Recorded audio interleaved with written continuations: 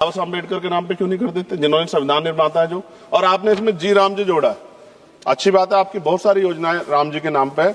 मेरी आपसे मांग है, आप इसमें जी राम जी की जगह जय भीम जी कर दो, उसमें क्या चला जाएगा। आपको सबके हितों का ध्यान रखना चाहिए ना। विकसित भारत गारंटी फॉर रोजगार एंड आजीविका मिशन ग्रामीण पर मैं अपनी गंभीर आपत्ति और सुझाव रखना चाहता हूं। सबसे पहले तो मैं स्पष्ट करना चाहता हूं, ग्रामीण रोजगार गारंटी कोई सरकारी दया नहीं, यह इस देश के गरीब, मजदूर और वंचित वर्ग का कानूनी और संवैधानिक अधिकार। इसी अधिकार को पहले महात्मा गांधी राष्ट्रीय ग्रामीण रोजगार गारंटी अधिनियम के माध्यम से मान्यता दी गई थी, लेकिन आज सरकार उस कानून को हटाकर एक नई योजना ला रही और निधि का जो बंटवारा केंद्र राज्य में 60 और 40 का है। माननीय सभापति जी, आप भी उत्तर प्रदेश से आते हैं, मैं भी। उत्तर प्रदेश सरकार पे 8 लाख करोड़ का कर्ज है, हर नागरिक पे 31,000 का कर्ज। ऐसे में क्या राज्य इसको आगे बढ़ा पाएगा। सभापति जी, सरकार कह रही है कि अब 100 दिन की जगह 125 दिन का रोजगार गारंटी दी जाएगी। ये सुनने में तो अच्छा लगता है, लेकिन कटाई बुआई के मौसम में 60 दिन काम न देने का प्रावधान इस गारंटी को व्यवहारिक रूप से कमजोर करता है।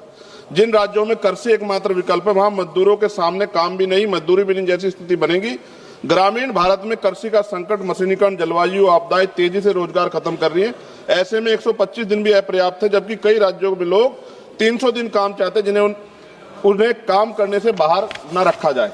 और सभापति जी, दलित आदिवासी हितों का स्पष्ट उल्लेख, मनरेगा से SC/ST समुदायों को जमीन से जुड़े काम, जल संरक्षण, सामुदायिक संपत्तियों के जरिए न्यूनतम सुरक्षा दी गई। नई योजना में SC/ST के लिए पृथक रूप से कोई लक्ष्य सुरक्षा का प्रावधान नहीं। और सभापति जी, आपदा के समय छूट सरकार की मर्जी पर, प्राकृतिक आपदा में छूट देना सरकार के विवेक पर छोड़ा गया, जबकि आपदा के समय तो सबसे ज्यादा बेरोजगारी, सबसे ज्यादा पलायन होता है। यह प्रावधान अधिकार नहीं, अनुग्रह बनता है। जब तक स्पष्ट जवाबदेही और दंड व्यवस्था नहीं होगी, ये प्रावधान सिर्फ कागजों में रह जाएगा।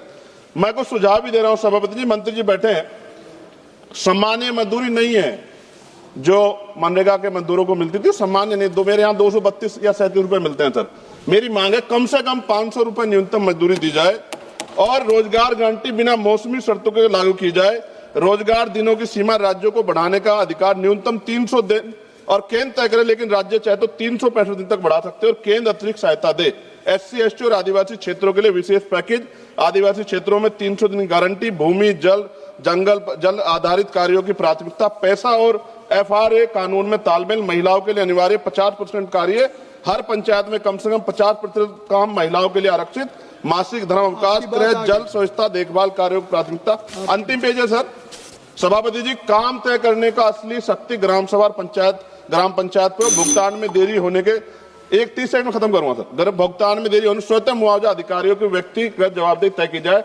विकसित भारत सिर्फ इमारतों और आंकड़ों पर नहीं बनता, विकसित भारत तब बनता है जब गरीब के हाथ में योजना अधिकार होता है। सभापति जी, माननीय मंत्री जी को मैं कहना चाहता हूं, आप इसका नाम बदल रहे हैं, बहुत सोच समझ के आप कर रहे होंगे, तो मेरी आपसे आग्रह, आप इसका नाम बाबा साहब अम्बेडकर के नाम पे क्यों नहीं कर देते, जिन्होंने संविधान निर्माता है जो। और आपने इसमें जी राम जी जोड़ा, अच्छी बात है, आपकी बहुत सारी योजनाएं राम जी के नाम पे है।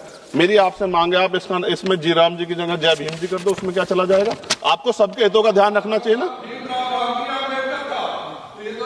मैं तो आपसे जानता हूँ कि क्या था, मगर आपने उनके संविधान के साथ किस तरह का हाल कर रखा है, ये भी तो हम लोग जानते हैं। सभापति जी, एक सेकंड भाई, मैं तो सुझाव दे रहा हूँ। आप सर शेखर जी, आप चेयर को कहिए। हाँ सर, आपके माध्यम क्यों कहते हैं। नहीं, थैंक यू। आपने 30 सेकंड मांगा था, 1 मिनट सर, ये बीच में बोल के थोड़ा सा वो हो गया। सर मैं खत्म कर रहा हूँ 10 सेकंड में।